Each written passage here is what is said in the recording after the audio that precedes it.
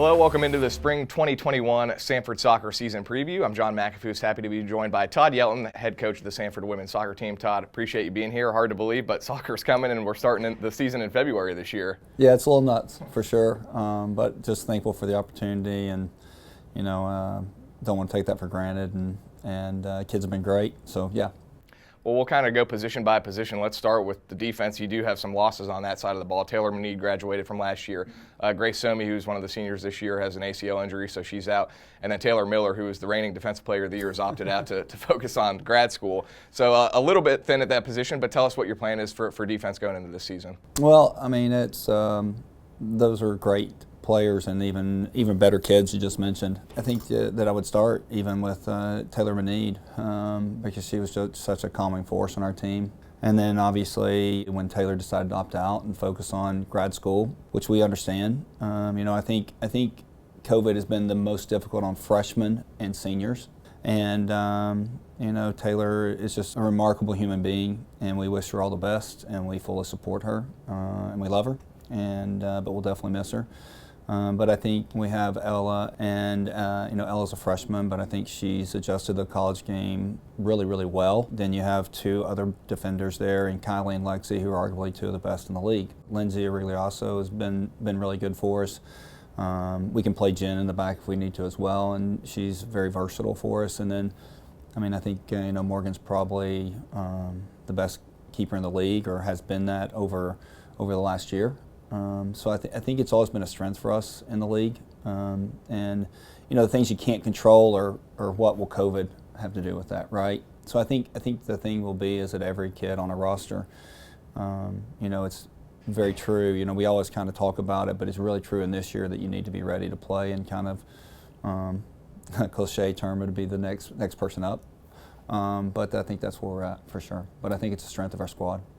Morgan McCaslin and Lexi Orman, both preseason All-SoCon teams. So is Alyssa Frazier in the midfield. So you've got a big strength there, but also you've got to find a way to replace Allie Laurie, who was a huge part of this program for the past 4 years in the midfield. Yeah, Allie was our captain. I think you could argue that she was one of the better captains that we've ever had here. But I think we should be pretty solid in midfield. We've actually slid Frazier in and let her play some holding for us, and her range of passing is excellent. We also have a freshman who can play in that role, Carolyn Donovan, who is a really, really good player for us. Unfortunately, we're going to miss her probably for about the next 4 weeks with an injury. And then even, once again, Jen's name keeps coming up, but she could play in there as well and played most of the season there for us last year. So I think we can replace Allie. I think the big challenge for that group is the leadership that she brought. And then I really respect what Zoe and Audrey bring to the table, and the fact that their leadership as juniors, and how hard they work, and really how they demonstrate and care for their teammates. So we'll see how that all sorts out and who starts and who doesn't, but we have a lot of options there for sure. Got a lot of options up front as well, a lot of firepower up front returning. You've got a couple of seniors up there still in Caroline Orman and Alex Bice, and you've got a couple of those super sophomores, I like to call them, that class that exceeded expectations last year, at least in my eyes. You got Taylor Yount coming back. She had 10 goals last year. Right. Kyla Reynolds had, I think, 9 goals. So you got a lot of options up front for sure. I do, and I think that the strength of the group is we can play a lot of different spots, and they're very versatile in what they can do. Taylor can come in the midfield, or she can play up top. I think obviously she was voted preseason all-conference, and I think that we can generate enough goals, and hopefully at the end of the day we push one more over the line than our opponents do. And one's as good as a million when it's done, I guess. So. You've got such a young team this year. You only have 8 upperclassmen on the roster, so you're loaded with sophomores who we already saw get a ton of experience last year. You got a lot of freshmen. What is your recruiting philosophy when you're out there on the recruiting trail? Oh gosh, I think the first and foremost is that talent is the part that gets you noticed. That's what gets you noticed. And then the other piece for us that's so important is character, right? We spend a lot of time talking to them and their families, and like when a kid comes on a visit, if they're kind of not into their folks and pretty disrespectful of their folks, it's probably not going to work here, because I think that's super important. And then we also look at the kid and say, all right, where can they get to, right?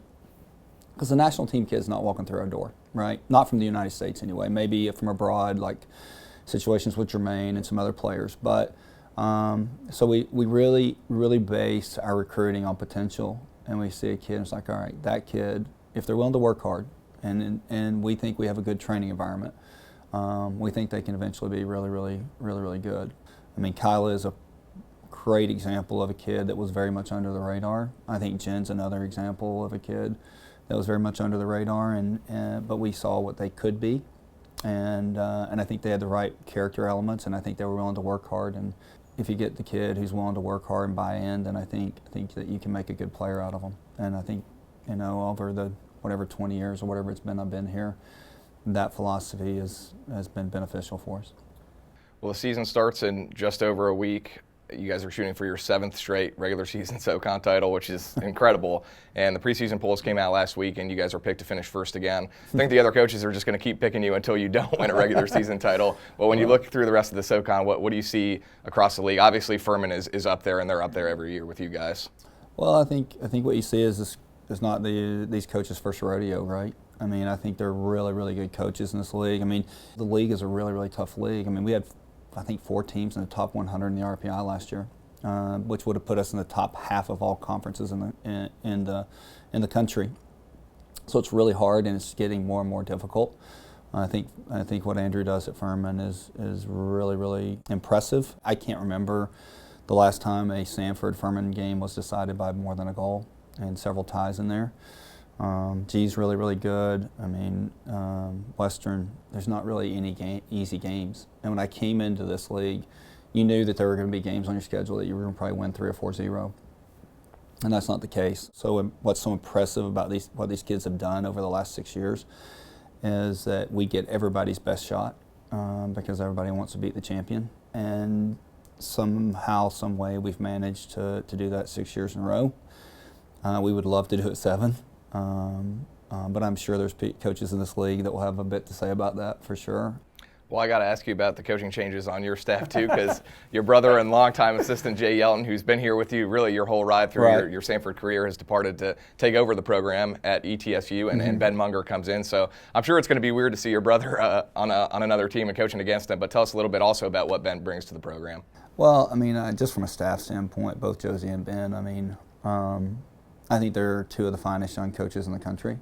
Josie's had opportunities to be a head coach at several places, and for some reason she likes sticking around here and hanging out with us, and we're incredibly thankful for that. Ben was approached by the Pro League about coaching there, and so I think the quality of coaches that I have are phenomenal, and I'm so thankful that they are part of our Samford family. But yeah, Jay, it will be weird. Really, the pressure, I guess, is on me to see if it was all Jay or if I had something to do with it. I miss being around him and everything. I miss his family, and especially seeing my nephew. And the crazy thing is that my brother Matt is also on Jay's staff, And my parents will tell you that they're unbiased, but that's their baby boy, so I kind of know how that probably goes. I'm sure it will be very emotional on a lot of different levels. I couldn't be more proud of both of my brothers. I mean, Jay's going to do a phenomenal job at ETSU. I even know some of the recruits they've already got. And me and Jay are chasing Matt anyway. I mean, he's the guy with 4 national championships at Lee University. So it's kind of crazy.